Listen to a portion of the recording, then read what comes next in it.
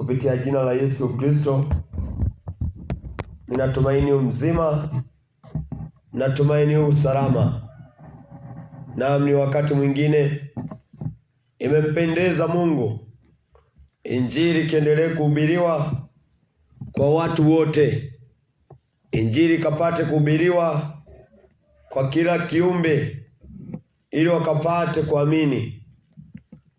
Basi bila kupoteza muda, takuwa na ujumbe unaoitwa kuokolewa kwa neema. Kuokolewa kwa neema, ukiambatana na injili iletao wokovu. Kitabu ni Tito 2 ule mstari wa 11. Tito 2 mstari wa 11 na wa 12. Mstari wa 11, maana neema ya Mungu iwaokoayo wanadamu wote imefunuliwa, nayo yatufundisha kukataa nayo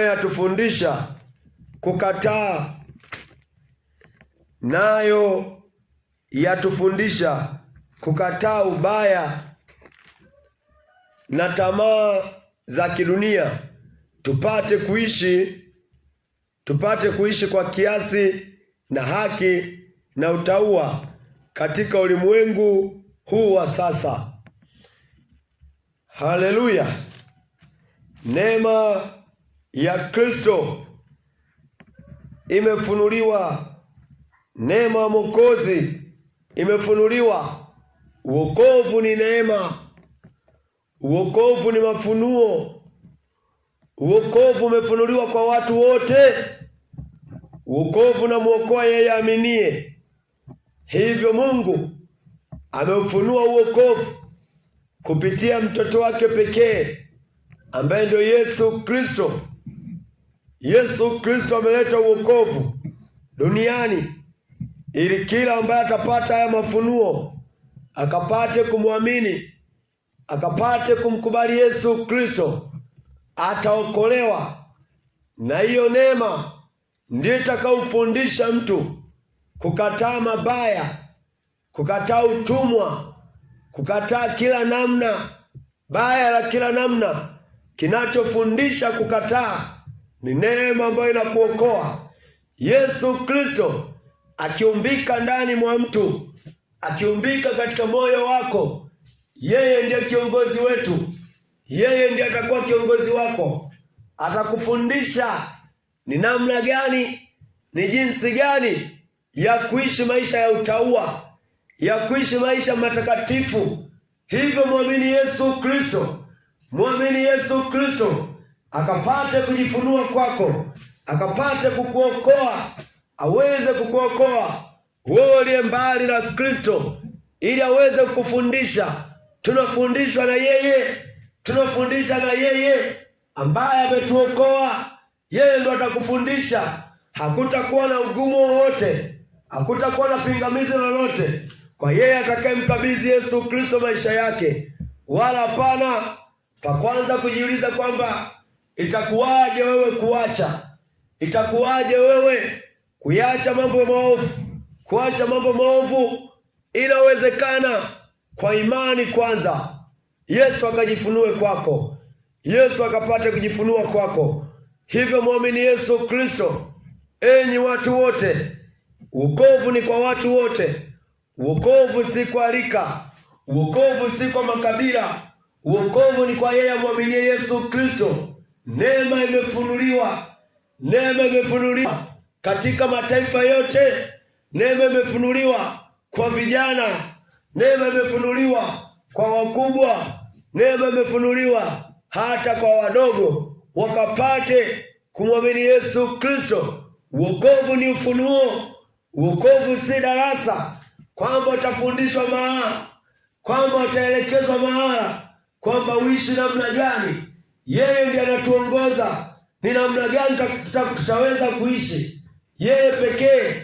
Hiyo neema ya Mungu ikifunuliwa ndani ya mtu, ikifunuliwa kwa mwanadamu, inakaa na yule mwanadamu, inamfundisha, inamuongoza, inamkataza mabaya yote.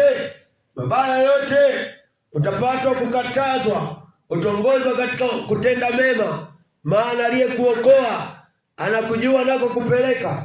Aliyekuokoa atakusimamia, atasimama mbele yako na kukuongoza sawa sawa na neno lake. Neema ya Kristo iko wazi hata sasa. Neema ya Kristo inatenda kazi.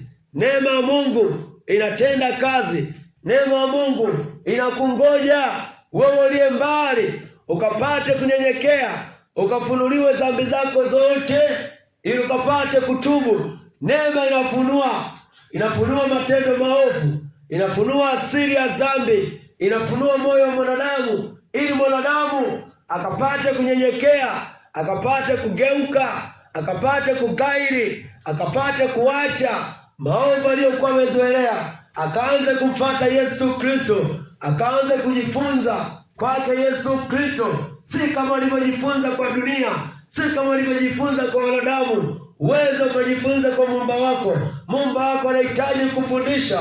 Wewe uliye mbali na kweli, muamini Yesu Kristo, muamini Injili, uiamini Injili. Injili ni uwezo wa Mungu uletao wokovu. Injili ni kwamba Yesu Kristo alisulubishwa kwa ajili ya makosa yetu. Yesu Kristo alitemewa mate. Yesu Kristo alipigwa. Yesu Kristo alimwaga damu yake. Yesu Kristo alifanya yote hayo ili mwanadamu akapate kufahamu. Haleluya! Popote ulipo, neema ni ufahamu. Inatufahamisha maovu yetu, si kwamba inafunua. Neema inafunuliwa kwa watu wote, ili watu wakaendelee kutenda dhambi, wakaendelee kusema tuko chini ya neema. La hasha! Maandiko yanasema hii neema ya Kristo ikiisha kufunuliwa kwa mtu, inamfundisha kukataa, inamfundisha kukataa ubaya wa kila namna. Jichunguze moyo wako, jithibitishe mwenyewe. Je, haujui moyo wako? Je, umekutana na neema? Umefundishwa, unafundishwa kukataa ubaya wa kila namna. Kitu pekee kilichobaki kwa nyakati za hatari, watu wakafunuliwa neema ya Mungu, watu wakapate kuona wokovu, tukapate kuona wokovu halisi. Tusifate hadithi za madhehebu, tusifate hadithi za madini. Tuangalie Kristo anasemaje. Angalia moyo wako, linganisha na kinachosema katika neno. Je, ndio inavyoenda? Ikiwa sivyo hivyo, vunja dhehebu lako, mtafute Kristo. Kristo alikuja duniani kutafuta kilichopotea. Msikilize yeye ukapate kuokolewa, isije ukapoteza muda wako katika vikundi vya madhehebu, ukawa bado hujafunuliwa, ukawa hujaupata uokovu. Haitakusaidia, haitasaidia. Yesu anasema ile siku wengi ambao watasema Bwana, Bwana, sisi tulitoa mapepo kwa jina lako, nao kwa jina lako tuliponya. Anasema nitawaambia, ondokeni kwangu nyinyi wote watenda maovu. Yesu anapookoa mtu anamwepusha na maovu. Haijalishi mtu unaendelea kusali, unaendelea kuwa Mkristo, lakini kama ni mtenda maovu, ni mtenda maovu, inatupasa wote tukapate ufahamu. Epuka kutenda maovu. Neema ya Kristo inafundisha mtu asitende maovu, inafundisha mtu akatae ubaya, inafundisha mtu akapate kujizuia kwa maovu yote, kwa mabaya yote, asionekane na hatia, asionekane na uasi. Maana tendaye dhambi ni muasi mbele za Mungu. Hivyo Mungu ameachilia neema yake, ameachilia damu yake ili kapate kumwagika ili kila aminiye asipatwe na hatia tena, akapate kuokolewa. Hii neema ya Kristo ambayo ndiyo Kristo mwenyewe. Neema ni Kristo. Kristo ndiye anayefundisha. Kristo ndiye anayeongoza katika utakatifu. Ukutane na Kristo katika kuokolewa kwako, umpate Kristo. Maandiko yanasema, angalia kitabu kingine, Yohana 1. Tangalia kitabu kingine kwa uwezo wa Mungu. Yohana 1 mstari wa 17. Kwa kuwa torati ililetwa kwa mkono wa Musa, neema na kweli zilikuja kwa mkono wa Yesu Kristo. Torati ililetwa kwa mkono wa Musa, lakini neema na kweli zilikuja kwa mkono wa Kristo. Hivyo natupasa watu wote tumwangalie Kristo. Yeye ndo aliyeleta kweli. Si wakati wa kuabudu saa hizi siku, si wakati wa kushika sheria, si wakati wa kuenenda katika sheria.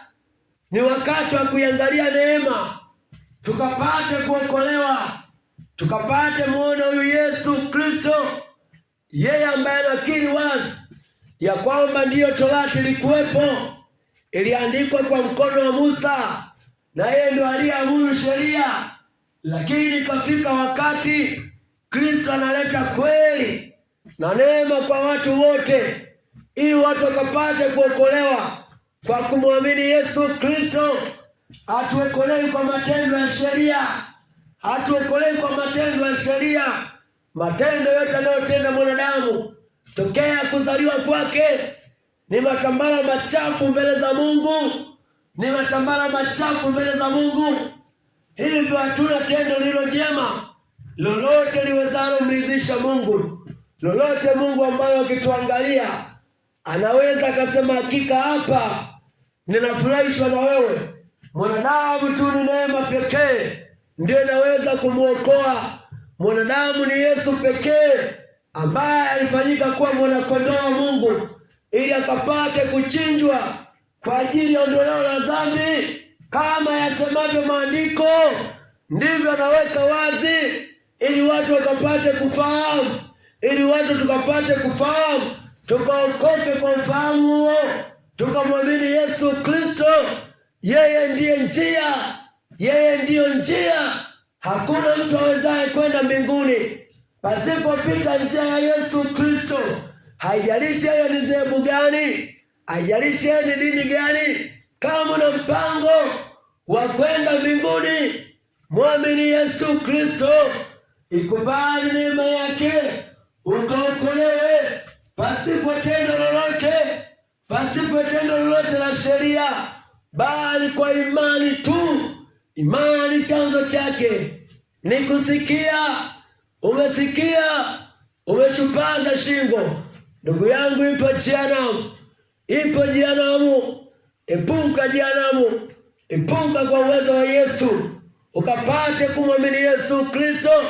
Ewe kijana, injili yasema na wewe, usigeukie kwingine. Inasema na wewe mwenyewe, geuka kwa matendo yako, mwamini Yesu Kristo. Yesu Kristo analia kwa sababu ya dhambi zetu. Yesu Kristo anasulubishwa kwa sababu ya dhambi zetu, lakini anasema yote yalikwisha pale Kalvari, ili kila muaminie akapate kuokolewa. Lakini wewe si muamini, unaendelea kutenda dhambi, unaendelea kuwa muongo, unatenda mambo ya sirini, mambo ya kujificha, mambo yako yamekuwa gizani. Mungu anakuona, anakugeukia, anasema upate kutubu. Yesu asifiwe. Natumaini mzima, injili na kuingia sawasawa. Kitabu ni Marko. Tuangalie kitabu kingine kwa uwezo wa Mungu, ili tukapate kuona ufunuo wa dhambi, tujione tulipo, alafu mwenyewe ujithibitishe, ujiangazie.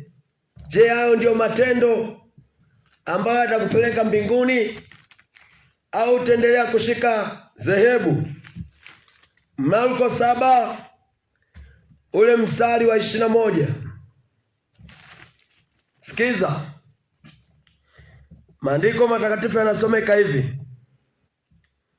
Anasema Marko 7 ule mstari wa 21, kwa maana ndani ya mioyo ya watu hutoka mawazo mabaya, uasherati, wivi, uuaji, uzinzi, tamaa mbaya, ukorofi, hila, ufisadi, kijicho na matukano, kiburi, upumbavu.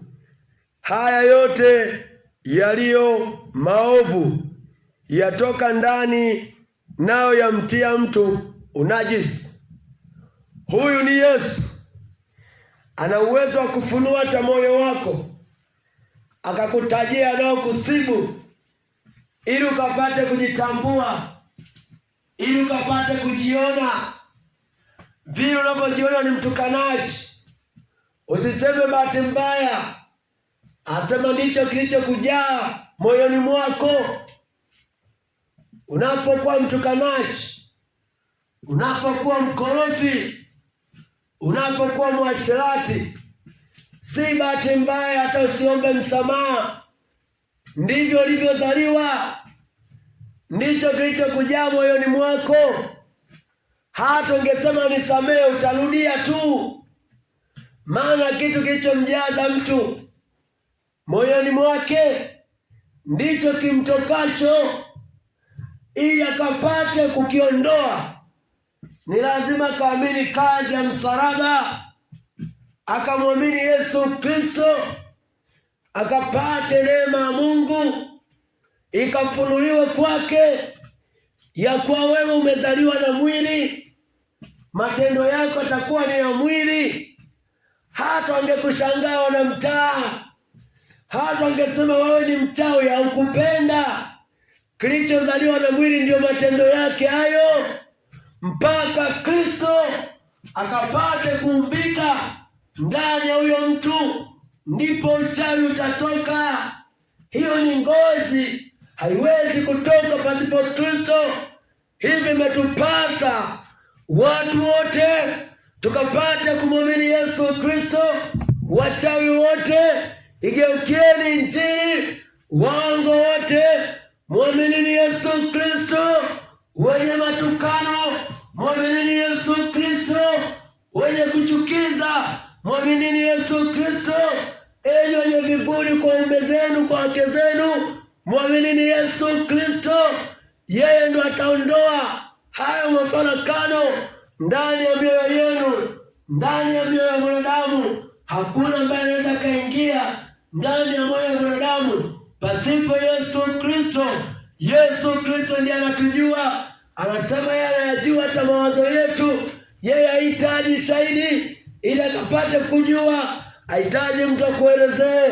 Akikuangalia tu anakufahamu. Akikuangalia wewe anajua unayoyatenda.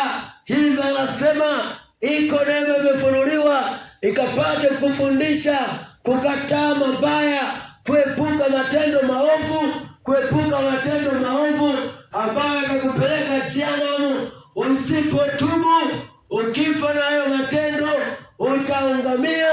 Ukifa na hayo matendo utaangamia katika lile ziwa liwakalo moto kwa kiberiti milele na milele. Haleluya! Popote ulipo, hizi ni nyakati za hatari. Watu wanakufa tu ovyo ovyo. Haikuwa hivyo tokea zamani. Zamani tunaona maandiko, tukisoma Biblia Tunaona kina Ibrahimu waliishi miaka mpaka 900, na tunaona watu waliishi hadi miaka 500. Tunaona watu wakawa naishi miaka 700. Ilikuwa ni kawaida tu, wala ilikuwa si jambo la kushangaza, ilikuwa ni jambo la kawaida. Lakini saizi hata miaka 20 unaweza usifike. Mauti imetawala, shetani ananyapua watu, shetani ameachilia machafuko ili watu wakafe wasimjue Mungu, ili waliojisahau wakaangukie jehanamu. Maandiko yanasema jehanamu imetanua kinywa chake bila kiasi, inakutamani, inatutamani sote. Inasema ila huyu akifa, huyu na dhambi zake, huyu tutamnyonya. Jehanamu inakutamani, jehanamu inaleta mafarakano. Shetani ameachilia mauti, ameachilia roho mbaya, watu wakapate kuuana, wasimjue Mungu, watu wakapate kufa wangali wana dhambi. Shetani anajua maandiko, anajua kwamba mtu akifa, baada ya kifo ni hukumu, hakuna tena msamaha. Tumeambiwa kuishi mara moja, tukapate kufa, tukalipwe sawasawa na matendo yetu. Matendo yako ni maovu, utalipwa sawasawa na uovu wako. Haijalishi umepata ajali, haijalishi umeuawa, kama hukutubu utaangamia, utakufa mara 2 katika lile ziwa la moto. Mgeuke Yesu Kristo asubuhi ya leo, isikilize Injili, Injili iletayo neema. Neema ya Mungu imefunuliwa kwa watu wote, na inatufundisha kukataa ubaya wa kila namna. Inatuongoza tukaishi kwa haki, tukaishi kwa utakatifu katika ulimwengu wa sasa, sio sehemu nyingine. Ulimwengu wa sasa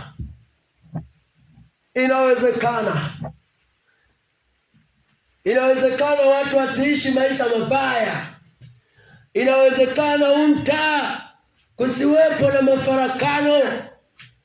Inawezekana kwa watu wote tukaishi kwa amani, pasipo semeana mabaya, pasipo kaliana vibarazani, kama watu waliokosa kazi, ila mpaka tukamwamini Yesu Kristo, tukaiamini Injili, ndipo atawezekana hayo. Maana Injili inatufundisha, Injili inatuongoza. Roho wa Mungu atakalia juu yako, akapate kukuongoza kukataa mambo maovu, kukataa mambo yasiyokuwa ya msingi, mambo yasiyowezekana. Lakini tukikataa Injili ya Yesu Kristo, utakuwa utumwa wa dhambi. Yale usiyotamani kutenda ndio utaangukia kuyatenda. Utatamani kuwa mwema, utaangukia katika ubaya. Utakiri hata wewe mwenyewe ya kwamba jana nilikosea, zilikuwa ni pombe tu. Kwa nini usiache pombe ili usikosee? Ni kwa sababu umekubali kuwa mtumwa, wa dhambi. Dhambi itakutumikisha hata ukafa katika dhambi. Epuka dhambi, dhambi ni mbaya. Epuka dhambi, dhambi inaua. Haleluya! Popote ulipo, hilo ndio neno la Bwana kwa wewe uliyesikia, na likakuchunguze, likakuweke chini, likakuadibishe, ukapate kuepuka katika vifungo vya utumwa. Sante Mtakatifu, sante uliyemwezeshi.